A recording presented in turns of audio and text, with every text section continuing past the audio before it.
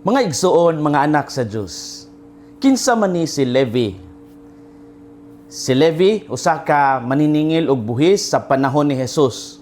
Usa ka trabaho nga gidumtan sa kadaghanan tungod kay siya nagtrabaho alang sa Romano nga gobyerno.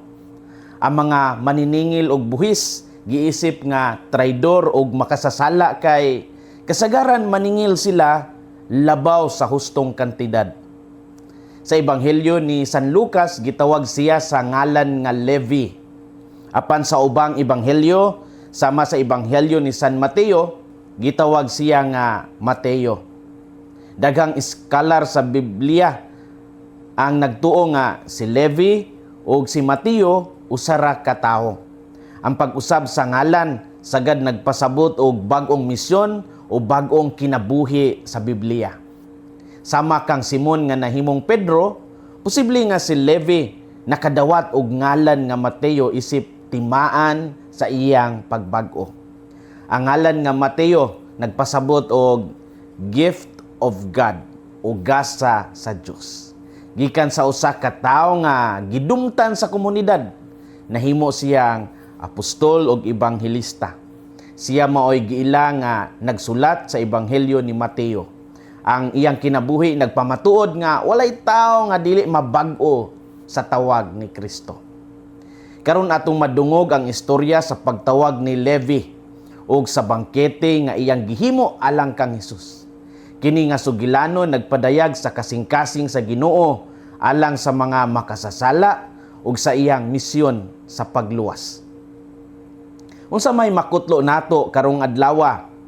Unang punto, ang tawag ni Jesus dili base sa atong kagahapon kundili sa grasya sa Dios.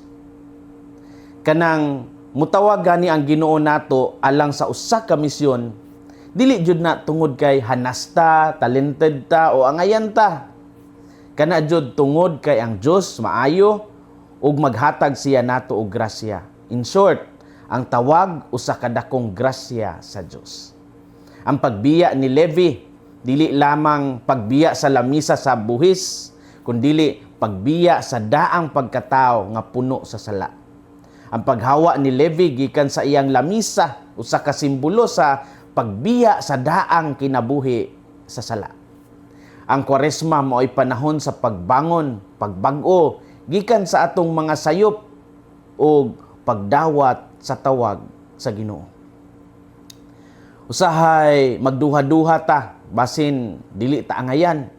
Apan ang tawag ni Jesus dili base sa atong kagahapon, kundi sa grasya sa Dios. Kini nagpasabot nga personal ang tawag sa Ginoo. Dili siya magtan-aw sa atong reputasyon, kundi sa posibilidad sa atong pagbago. Ang tawag ni Jesus dili base sa atong kagahapon, kundi sa grasya sa Dios. Ikaduhang punto, si Jesus mianhi alang sa mga makasasala ug dili alang sa nagtuo nga matarong na sila. Sa bangkete ni Levi, daghang maniningil og buhis ug uban pang makasasalang mikuyog kang Jesus. Ang mga Pariseo nagreklamo tungod ini. Apan nitubag si Jesus, "Those who are well have no need of a physician, but those who are sick." Luke 5:31. Ang mga walay sakit dili magkinahanglan og mananambal kundili ang mga masakiton. Gipadayag niini nga si Jesus mao ang mananambal sa kalag. Ang paghinulsol mao ang sentro sa mensahe sa Kwaresma. Ang pagdawat nga kita masayop usa ka lakang padung sa kaluwasan. Ang pagpakaaron ingnon nga matarong kita mahimong babag sa grasya nga ato unta nga madawat. Sa atong kinabuhi, usahay kita mahimong sama sa mga Pariseo nga dali mo judge, dali mo hukom. Usahay mas istrikto pata sa Ginoo. Ang simbahan usa ka ospital alang sa mga makasasala. Dili museo alang sa mga perpekto. Busa ang gihimo nga bangkete ni Levi, usa ka hulagway sa kalipay sa langit sa matag makasasala nga mobalik sa Ginoo. Si Jesus mianhi alang sa mga makasasala ug dili alang sa nagtuo nga matarong na sila. Story time. Good news. Adunay usa ka Filipino nga pari, si Father Dom Gerard Jonas Palmares, nga nahimong abot o pangulong munghe sa Mipkin Abbey sa South Carolina dito sa Estados Unidos. Dako kini nga dungog kay siya mao'y usa sa unang Pilipino nga nahimong leader sa usa ka Trappist monastery dito sa Amerika. Ang Mipkin Abbey, usa ka komunidad sa mga munghe nga nagpuyo sa gitawag nga ora et labora, pagampo ug pagtrabaho. Gikan sa Pilipinas, si Father Jonas gitawag siya sa pag-alagad sa laing nasod.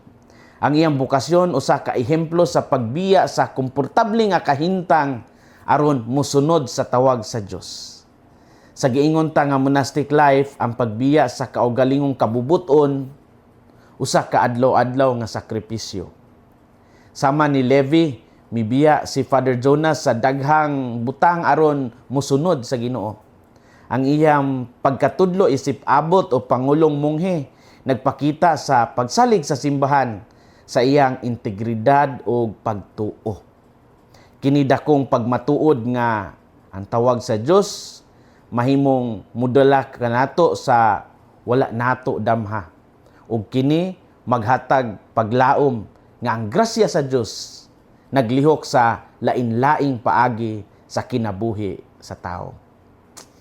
Mga igsoon, mga anak sa Dios, karong Sabado, human sa Miyerkules sa Badlis, ang Ginoo nag-awhag kanato sa paggiya sa mga dili ang pagbiya sa mga dili angayng taras ug pagsunod sa Dios. Ang Kwaresma usa ka panahon sa paghinulsol ug pagdawat sa kaluoy sa Dios. Ang bangkete ni Levi naghulagway sa kalipay sa usa ka kinabuhi nga nabag-o. Hinaot nga ang imong balay o kasing-kasing mahimong dapit din si Jesus malipayong mosulod. Paminawa ang iyang tingog nga nag-ingon, sunod kanako. Hinaot nga ang kasing-kasing ni Kristo maghari sa atong mga kasing-kasing. Kini si Father Felmar Castrodes, Fiel SVD, ang inyong magsisibya sa maayong balita. Hinumdumi ang kinabuhing Kristiyano, kinabuhi sa pagserbisyo.